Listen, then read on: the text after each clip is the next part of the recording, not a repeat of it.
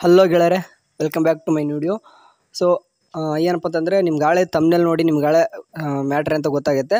First semester ಮತ್ತು final year supplementary exam result BS nursing ಯಾವಾಗ ಬರುತ್ತೆ ಅಂತಂದು ಡೇಟ್ ಆ್ಯಂಡ್ ಟೈಮ್ ಇದನ್ನು ನಾನು ವಾಟ್ಸಪ್ಪಲ್ಲಿ ಚಾಟಲ್ಲಿ ಹೋಗಿ ಅನ್ರೀಡ್ ಮೆಸೇಜ್ ಅಂತ ನೋಡಿದಾಗ ನನಗೆ ಗೊತ್ತಾಗಿದೆ ಏನಂತಂದರೆ ಮೋಸ್ಟ್ ಆಫ್ 90% ಸ್ಟೂಡೆಂಟ್ ಅದನ್ನೇ ಕೇಳಿದಾರೆ.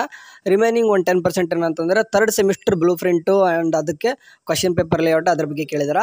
ಆ್ಯಂಡ್ ಅದಕ್ಕೆ ತಕ್ಕನಂಗೆ ಥರ್ಡ್ ಸೆಮಿಸ್ಟರ್ ಅವ್ರಿಗೆ ಏನಪ್ಪ ಅಂತಂದರೆ ಮೈಕ್ರೋಬಯಾಲಜಿದು ಒಂದು ಕ್ವಶನ್ ಪೇಪರ್ ಲೇಔಟ್ನ ಒಂದು ಮೈಕ್ರೋಬಯಾಲಜಿದು ಒಂದು ಹೇಳಿದ್ದೀನಿ. ಬಟ್ ರಿಮೈನಿಂಗ್ ಎಲ್ಲೂ ಕೂಡ ಅಫಿಷಿಯಲಾಗಿ ಎಲ್ಲೂ ಕೂಡ ಬಂದಿಲ್ಲ. ಸೊ ಹಂಗಾಗ್ಬಿಟ್ಟು ಥರ್ಡ್ ಸೆಮಿಸ್ಟರ್ ಇನ್ನೂ ಸ್ವಲ್ಪ ದಿನ ವೇಟ್ ಮಾಡಿದ್ರೆ ಇನ್ನೂ ಸ್ವಲ್ಪ ದಿನದಲ್ಲಿ ನಿಮಗೆಲ್ಲನೂ ಕೂಡ ಸಬ್ಜೆಕ್ಟ್ದು ಬ್ಲೂ ಪ್ರಿಂಟು ಅಥವಾ ಎಲ್ಲನೂ ಕೂಡ ಬರೋ ಸಾಧ್ಯತೆ ಜಾಸ್ತಿ ಐತೆ. ಆ್ಯಂಡ್ ಇವಾಗ ಫಸ್ಟ್ ಸೆಮಿಸ್ಟರ್ ಮತ್ತು ಫೈನಲ್ ಇಯರ್ ಸಪ್ಲಿಮೆಂಟರಿ ಎಕ್ಸಾಮು ನಿಮ್ಗೆ 1ನೇ ತಾರೀಕು ಮುಗಿದ್ರೂ ಕೂಡ ಇವಾಗ ಏನಂತಂದರೆ 15ನೇ ತಾರೀಕು ನೋಡಿರಿ, ನಮ್ಮದು RGHS ಯೂನಿವರ್ಸಿಟಿ ಕಡೆಯಿಂದ ಎಕ್ಸಾಮ್ ಬರೆದಾದ್ಮೇಲೆ 1 ವೀಕ್ ಅಥವಾ 8 ದಿನದಲ್ಲೇ ನೀವು ಏನಾಗುತ್ತೆ ಅಂದರೆ ರಿಸಲ್ಟ್ ಅನ್ನೋದು ಅನೌನ್ಸ್ ಆಗಿಬಿಡ್ತಾ ಇತ್ತು. ಬಟ್ ಇವಾಗ ಏನಕ್ಕೆ 15 ದಿನ ಆದರೂ ಬಂದಿಲ್ಲ.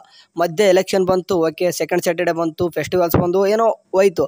ಅದು ಮುಗಿದಾದ್ಮೇಲೆ ಮಂಡೆಯಿಂದಾದರೂ ಅಟ್ಲೀಸ್ಟ್ ಏನಪ್ಪ ಅಂತಂದರೆ ಎಕ್ಸಾಮಿನೇಷನ್ ಚೆಕ್ ಮಾಡೋಕ್ಕೆ ಅಂತಂದರೆ ನಿಮ್ಮ ಕಾಲೇಜ್ ಕಡೆಯಿಂದ ಟೀಚರ್ಸು ಒಂದು ಸೆಂಟ್ರಿಗೆ ಹೋಗ್ಬಿಟ್ಟು ಪೇಪರ್ಸ್ ಕರೆಕ್ಷನ್ ಮಾಡೋ ಒಂದು ಸೆಂಟ್ರ್ ಲಿಸ್ಟ್ ಆದರೂ ಬಿಡ್ತಾಯಿದ್ರು. ಇವಾಗ ಏನಂತಂದರೆ ಇವು ಮಂಡೇ ಹೋಯ್ತು, ಟ್ಯೂಸ್ಡೇ, ವೆಡ್ನೆಸ್ಡೇ ಬಂದರೂ ಕೂಡ ಏನಂತಂದರೆ ಇನ್ನೂ ಕೂಡ ಅಫಿಷಿಯಲಾಗಿ ಏನೂ ಕೂಡ ಎಲ್ಲೂ ಕೂಡ ಇವಾಲ್ಯೂಯೇಷನ್ ಸೆಂಟರ್ ಅಲಾಟೆಡ್ ಮಾಡಿಲ್ಲ. ಬಟ್ ಟೀಚರ್ಸ್ಗೆ ಎಲ್ಲಂತ ಹೋಗ್ಬೇಕು ಅಂದರೆ ಅಫಿಷಿಯಲಾಗಿ ಏನಾದರೂ ಒಂದು RGHS ಇಂದ ನಿಮ್ಗೇನೋ ಒಂದು PDF ಬರಬೇಕದು. ಅಂದರೆ ಈ ಒಂದು ಕಾಲೇಜಲ್ಲಿ ಹೋಗಿ ಟೀಚರ್ಸ್ ಹೋಗಿ ನಿಮ್ಮ ಒಂದು ಆನ್ಸರ್ ಪೇಪರ್ನ ಚೆಕ್ ಮಾಡೋಕ್ಕೆ ಒಂದು PDF ಬಿಡ್ತಾರೆ. ಅದಾದಮೇಲೆ 1-3 ಡೇಸಲ್ಲಿ ನಿಮ್ಮ ರಿಸಲ್ಟ್ ಬರುತ್ತೆ. ಬಟ್ ಇದೆಲ್ಲ ಆಗ್ಬೇಕಂತಂದರೆ ಸ್ಟಾರ್ಟ್ ಆಗಬೇಕಲ್ವ, ಅಂದರೆ ಇವಾಲ್ಯೂಯೇಷನ್ ಪ್ರೊಸೆಸ್ ಆದರೂ ಸ್ಟಾರ್ಟ್ ಆಗಬೇಕಲ್ವ. ಇನ್ನೂ ಕೂಡ ಸ್ಟಾರ್ಟ್ ಆಗಿಲ್ಲ. ನಾನು ಆವಾಗಲೇ ಹೇಳಿದ್ದೀನಿ.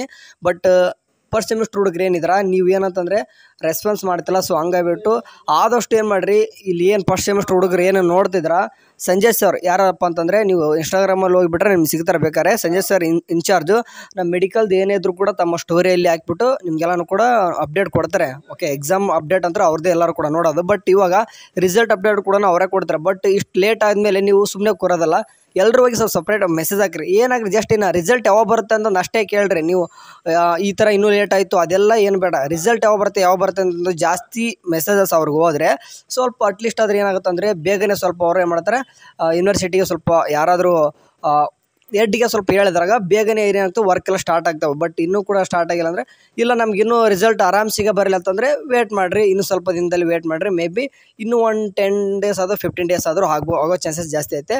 ಬಟ್ ಲೇಟ್ ಆದಂಗೆಲ್ಲ ಸ್ವಲ್ಪ ಮತ್ತು ಸಪ್ಲಿಮೆಂಟರಿ ಎಕ್ಸಾಮ್ ಕೂಡ ಸಡನ್ನಾಗೆ ಬಂದರೆ ನಿಮಗೆ ತೊಂದರೆ.